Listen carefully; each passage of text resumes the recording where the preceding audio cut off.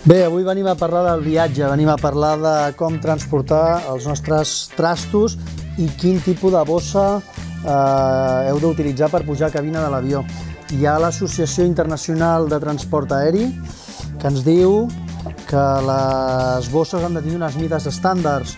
Això no sempre compleixen les companyies aèries, però heu de saber que les mides que ens recomana aquesta associació i que és la que emana una miqueta les directrius de com han de ser els equipatges és que la mida de llargada de la bossa pot ser fins a 56 centímetres, que la mida d'amplada de la bossa pot ser com a màxim fins a 45 centímetres i que la mida de gruix de la bossa pot ser fins a 25 centímetres.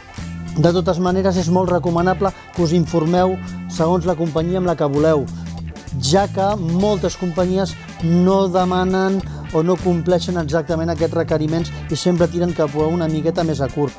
Respecte al pes, hi ha companyies que ens donen 5 quilos, hi ha companyies que ens permeten portar 10 quilos, hi ha companyies que no ens posen límit. Per tant, aquí cadascú que s'informi amb quina companyia vola. Detalls importants. Les bosses per pujar a cabina en principi estan estandarditzades i no us han de portar cap problema a l'hora de passar-la per al típic provador. A vegades us trobeu aquelles persones que poden treballar per una companyia que són una miqueta geloses del volum dels paquets. No és absolutament necessari portar una bossa homologada per pujar a cabina. També podeu portar qualsevol tipus de bossa sempre que compleixi amb aquestes mides que acabo de descriure. D'acord? En qualsevol cas, nosaltres hem agafat una petita mostra d'aquestes bosses.